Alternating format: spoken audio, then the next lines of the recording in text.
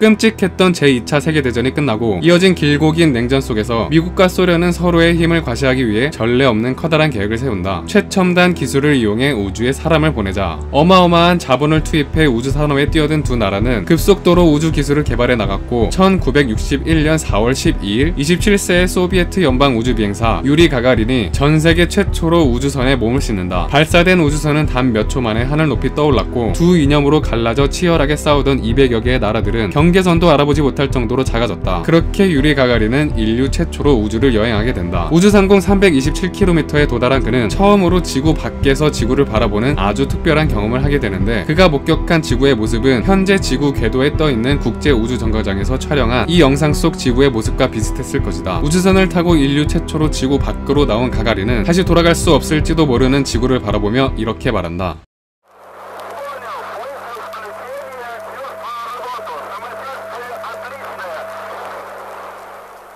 1시간 반이라는 짧은 우주여행을 무사히 마치고 한순간에 소련의 영웅으로 탄생한 그는 인터뷰에서 이렇게 소감을 밝힌다. 멀리서 지구를 바라보니 우리가 서로 다투기에는 지구가 너무 작다는 것을 깨달았습니다. 소비에트 연방의 성공적인 우주 탐사 이후 발등에 불이 떨어져 버린 미국은 세계 최초로 달에 사람을 보내겠다는 더욱 커다란 계획을 세운다. 그리고 8년 후인 1969년 미국의 우주비행사 닐 암스트롱은 인류 최초로 달에 발을 디디는 영광을 누린다.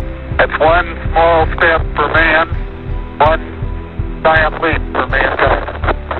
이 순간이 지금까지도 인류 역사에서 최고의 순간으로 꼽히는 이유는 달과 지구 사이의 엄청난 거리 때문일 것이다. 우리는 공기가 좋은 밤이면 달의 거뭇거뭇한 표면까지 적나라하게 볼 수 있고, 달과 지구를 묘사할 때 이런 이미지가 자주 사용되어 달이 지구와 가깝게 있는 것 같지만 실제로 달과 지구의 현실적인 거리를 나타내자면 이런 모습이 된다. 38만 킬로미터, 지구의 지름이 12,700km이니 지구의 지름을 30번 더한 것과 같다. 30개의 지구가 들어갈 수 있다는 말이다. 이렇게 이번에는 미국의 영웅이 된 암스트롱은 우주 항해를 마치고 이렇게 말한다. 저 예쁘고 푸른 아주 조그마한 공이 지구였다는 사실이 갑자기 떠올랐습니다. 엄지손가락을 치켜 올려 한쪽 눈을 감으면 지구는 완전히 엄지손가락이 가려졌죠. 그런데 저는 거인이 된 것처럼 느껴지지 않았습니다. 오히려 엄청나게 작은 존재로 느껴졌죠. 과연 그렇다. 38만 킬로미터 떨어진 달에서 본 지구는 하나의 푸른 콩처럼 작아 보인다. 그런데 아쉽게도 여기까지가 인간이 지구에서 가장 멀리 떠나온 거리다. 자, 그렇다면 사람 없이 여행 중인 탐사선 중 지구에서 가장 멀리 떨어져 있는 탐사선은 어디에 있으며 그곳에서 본 지구의 모습은 어떨까? 1977년 나사에서는 태양계를 탐사하기 위한 목적으로 무인 탐사선 보이저 1호, 2호를 발사한다. 태양계의 행성들이 최적의 위치에 놓이는 175년에 한 번 돌아오는 시기에 맞추어 발사된 보이저 5는 그네타드 행성들의 중력을 타고 아주 빠르게 우주를 여행한다. 현재 이들이 위치해 있는 곳은 지구에서 각각 138AU, 114AU 떨어져 있는 곳이다. AU라는 거리 단위는 지구에서 태양까지 거리를 기준으로 한 것으로 1AU는 지구와 태양 사이의 거리를 나타낸다. 보이저 1호는 현재 지구와 태양 사이를 138배한 거리에 있으며 40년째 쉬지 않고 여행 중인 이 탐사선은 인간이 만든 물체 중 지구에서 가장 멀리 떨어져 있는 물체다. 이 탐사선에서 지구를 바라보면 지구는 어떻게 보일까? 전설의 과학 다큐멘터리 코스모스의 제작자이자 자연과학을 대중화시키는 데 일생을 바친 칼 세이건은 1980년 나사의 보이저 팀의 원래 계획에 없었던 제안을 한다. 보이저 1호가 태양계를 벗어나기 전에 카메라의 방향을 뒤로 돌려 지구를 찍어보자는 제안이었다. 이 제안은 당시 굉장히 무모한 것이었다. 원래 계획에도 없었을 뿐만 아니라 과학적으로도 무의미한 짓이었고, 카메라 렌즈를 지구 쪽 방향으로 돌리다가 태양이라도 바라보게 되면 카메라 렌즈에 심각한 손상을 입을 수 있었기 때문이다. 대부분의 나사 전문가들은 이 제안을 거절한다. 그 당시 돈으로 9천억 원이 들어간 보이저 프로젝트에 모험은 하지 않는 것이 옳은 것 같았다. 하지만 세이건과 나사의 몇몇 전문가들은 카메라를 돌려 지구를 한번 바라보는 것이 과학적 의미를 넘어 인류에게 얼마나 큰 의미를 줄 수 있을지 잘 알고 있었다. 그로부터 9년이 더 지난 1989년 해왕성 탐사까지 마치고 본래의 의무를 다한 보이저 1호는 세이건의 제안에 호의적이었던 우주비행사 리처드 트룰리가 나사 국장으로 자리하게 되면서 드디어 카메라를 지구 방향으로 돌릴 수 있게 된다. 1990년 2월 14일 발렌타인데이에 일어난 일이다. 보이저5는 처음으로 카메라를 돌려 지구를 촬영한다. 이 사진이 바로 40AU에서 바라본 지구의 모습이다.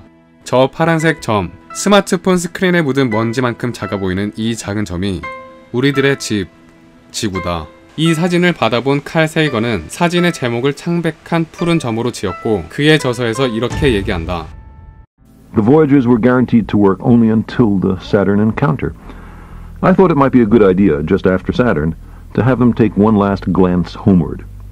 From Saturn, I knew, the Earth would appear too small for Voyager to make out any detail. Our planet would be just a point of light, a lonely pixel, hardly distinguishable from the many other points of light Voyager would see, nearby planets, far-off suns.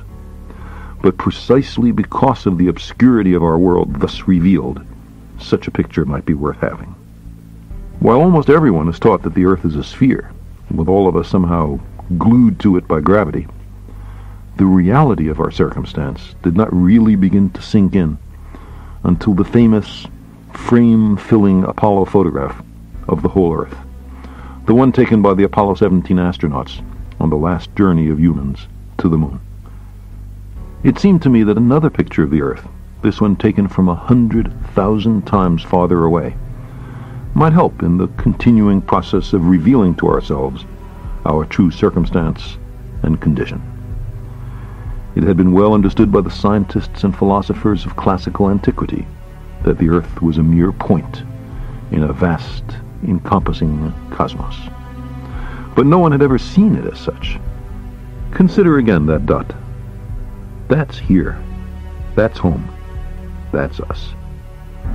On it, everyone you love, everyone you know, everyone you ever heard of, every human being who ever was, lived out their lives. The aggregate of our joy and suffering, thousands of confident religions, ideologies, and economic doctrines, every hunter and forager, every hero and coward, every creator and destroyer of civilization, every king and peasant, every young couple in love, every mother and father, hopeful child, inventor and explorer, every teacher of morals, every corrupt politician, every superstar, every supreme leader, every saint and sinner in the history of our species lived there, on a mote of dust, suspended in a sunbeam. The Earth is a very small stage in a vast cosmic arena. Think of the rivers of blood spilled by all those generals and emperors, so that in glory and triumph they could become the momentary masters of a fraction of a dot. Think of the endless cruelties visited by the inhabitants of one corner of this pixel on the scarcely distinguishable inhabitants of some other corner. How frequent their misunderstandings, how eager they are to kill one another, how fervent their hatred. Our posturings, our imagined self-importance, the delusion that we have some privileged position in the universe, are challenged by this point of pale light.